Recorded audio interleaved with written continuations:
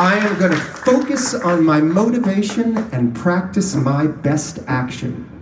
But who was I going into 2020? You all are going to find out in Chapter 2, The Architect. Oh, shit. The Architect. That's better. I always wanted to pretend I was an architect. From the time I was a little kid, I was into comic books and visions of the future. Architecture was my density, my destiny. And I had a very clear path until I heard the Van Halen on the MTV, and then I was convinced that I was going to be an architect after I did that. And then I heard a sound that came out of Austin, Texas, which gave me a destination.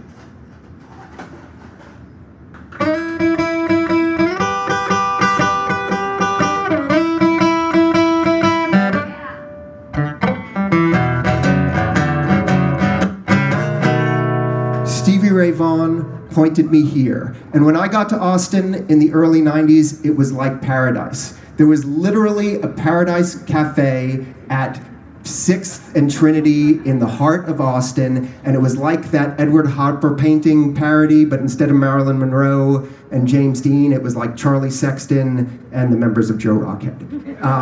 It was an incredible time, and there were incredible group of clubs and club owners that really supported music and musicians. I'm going to start at 6th and Trinity, and I'm going to head west.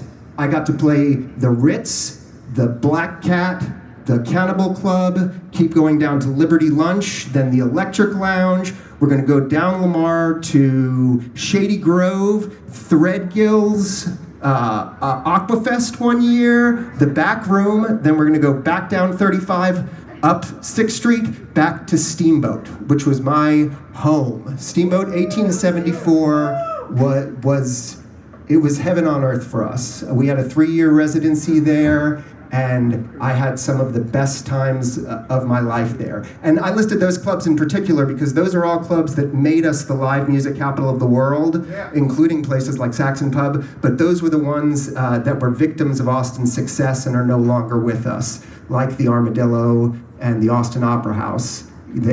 Long gone, but hopefully never forgotten. But I have thousands of great stories from that time, but I'm going to tell one. And this was Halloween night, 1994. And we were playing to a packed house.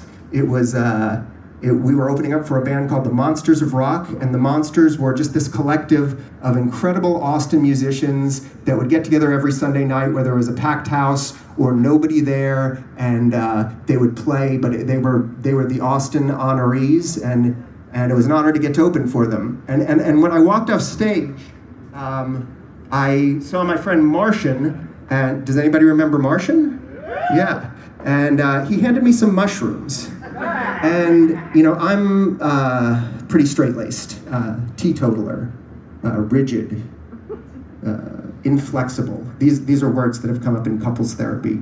But it was Halloween night. I guess that made it all right. And I thought, what do I have to lose? And honey, I said, Richard's on mushrooms. And soon there was a swirl of light and color, which looked a lot better in my rehearsal space. I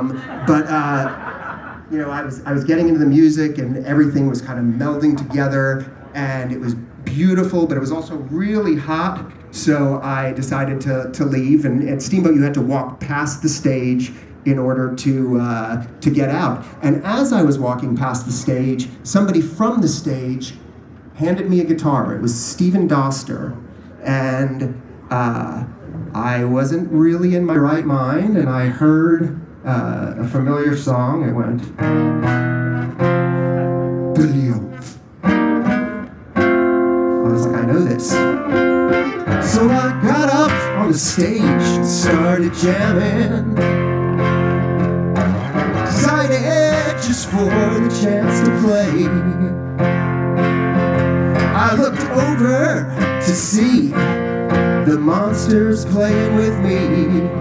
and it was Chris Whipper Layton and Tommy Shannon on the bass. Double trouble. So I'm playing with my idols while on hallucinogens. Wording, Lord, what have I done? Then I heard a sweet song, soul singing. Looked over, and it was Grammy-winning artist and guitar virtuoso, Eric Johnson. What the fuck? So I turned down my volume slightly, and fortunately that was the last song of the set, and as Eric Johnson was packing up, I went up to him and I said, man, it is such an honor to get to play on stage with you. And that beautiful Sandy Duncan looking man-child put his hand on my shoulder and he said, the honor is mine. The honor is mine. Well, I know that the honor wasn't his that particular night. But I like to think that the Richards on Mushrooms that night was talking to a different Eric Johnson, the astral plane Eric Johnson, that has been my spirit animal ever since, guiding me, making sure that I'm on the right paths.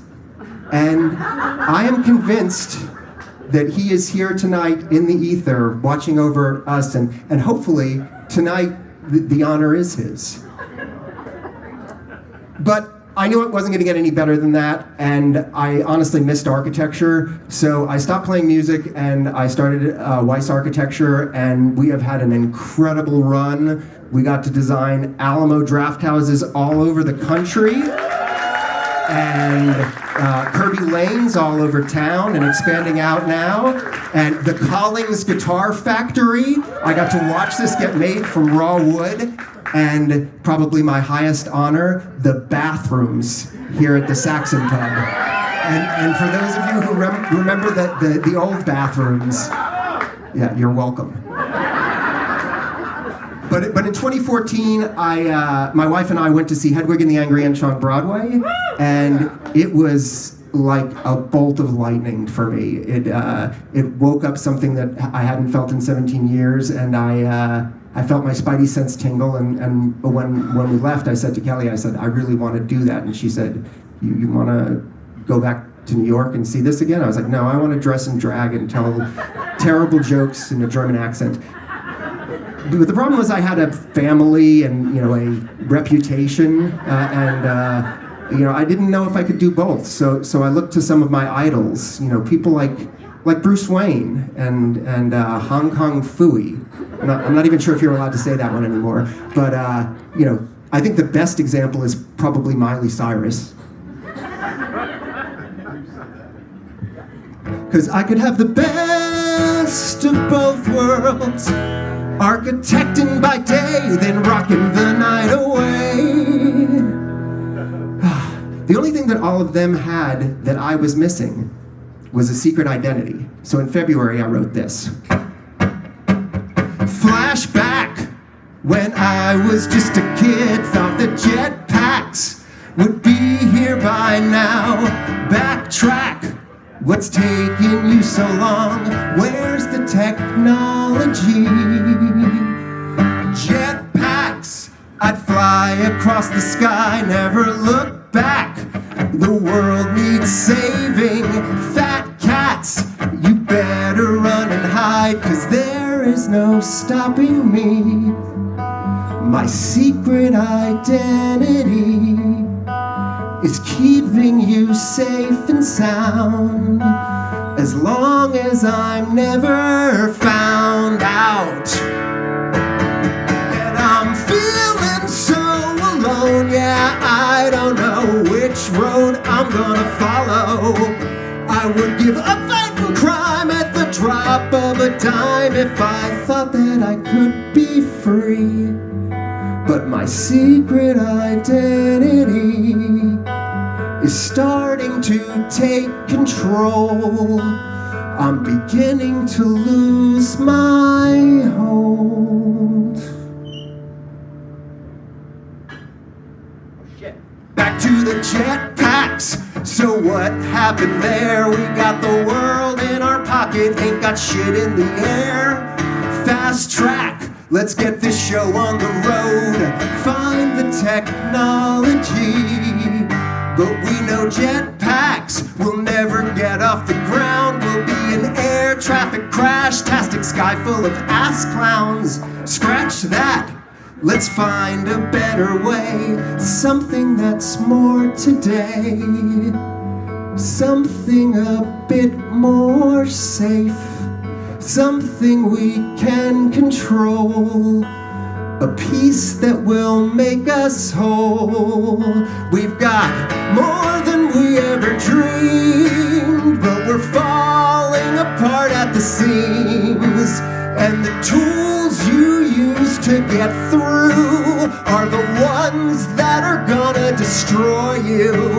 We need something to give us hope, something to help me cope, something we can work toward, maybe a hoverboard. How's that for a callback?